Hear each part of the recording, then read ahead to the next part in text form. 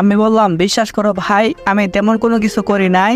ভাইয়া বলল, একদম চুপ, এই মুখে আমাকে ভাই ডাকবি না। ভাইয়া আমার কোনো কথাই শুনছে না, আমাকে ভীষণ মারছে। আব্বু আম্মু কিছু বলছে না, আম্মুর চোখে পানি স্পষ্ট দেখতে পাচ্ছি।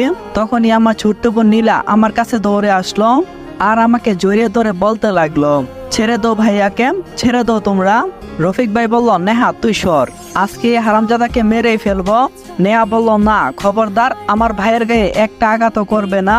আমার বিশ্বাস আমার ভাই কোনো কিছু করতে পারে না। তবুও নেহার কথা কেউ শুনলো না। আম্মু এসে নেহাকে নিয়ে গেল। সবাই যে যার ইচ্ছা মতো আমাকে মারলো আর আমাকে একটা ছোট্ট ঘরে বন্দি করে রাখলো। রাতে অনেকটাই ক্ষুধা লাগছিল, কিন্তু কেউ একবার এসে আমাকে দেখে যায়নি। ঘন্টা খানেক পরে নেহা হাতে খাবার নিয়ে উপস্থিত হলো। নেহাকে দেখে বলতে লাগলাম, বোন আসছিস? আমার না অনেক খিদা লেগেছে। নেহা বলল, দেখো ভাইয়া, তোমার জন্য আমি কত খাবার নিয়ে আসছি, আসো আমি তোমাকে নিজ হাতে খাবার খাইয়ে দেই। তারপর নেহা আমাকে নিজ হাতে খাবার খাইয়ে দিল। খাবার খাওয়ার শেষে আমি নেহাকে বললাম, নেহা আমি এখান থেকে চলে যাব। নেহা বলল, এত রাতে কোথায় যাবে? আমি বললাম, জানি না, যেদিকে দুই চোখ যায় সেদিকে যাব। নেহা বলল, প্লিজ ভাইয়া, আমি তোমাকে ছাড়া এখানে থাকতে পারবো না, আমাকে তোমার সাথে নিয়ে যাও। আমি বললাম, নেহা বোন এমন করিস না, আমি যদি এখানে থাকি তাহলে ওই বজ্জাত মেয়েকে আমার বিয়ে করতে হবে, যা আমি বেঁচে থাকতে করতে পারবো না। নেহা বলল, জানো ভাইয়া, আব্বু আম্মু আর বড় ভাইয়া মিলে তোমার বিয়ে ঠিক করছে, সামনে শুক্রবারেই তোমাদের বিয়ে। আমি বললাম, আমি জানতাম তারা এমন কোনো কিছুই করবে, কিন্তু আমাকে না পেলে ওরা কার সাথে বিয়ে দেবে? নেহা বলল, সত্যি ভাইয়া তুমি চলে যাবে?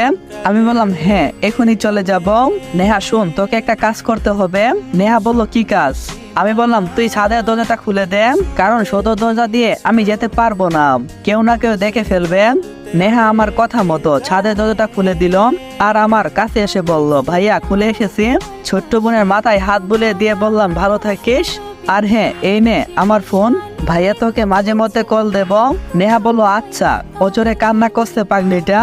আমার বোন আমাকে অনেক ভালোবাসে, তা আপনারা হয়তো গল্পে বুঝতে পারছেন।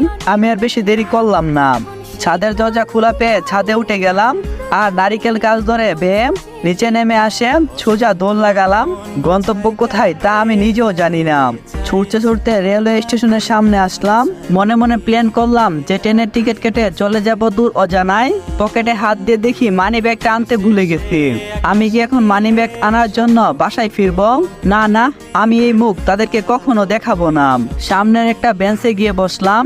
অনেকটাই ঘুম পাচ্ছিল, কখন যে ঘুমিয়ে গেছি তা নিজেও জানি না। সকালে ঘুম থেকে উঠলাম, দেখলাম অনেক মানুষ ভিড় করে দাঁড়িয়ে আছে আমার পাশে। দাঁড়িয়ে থাকবে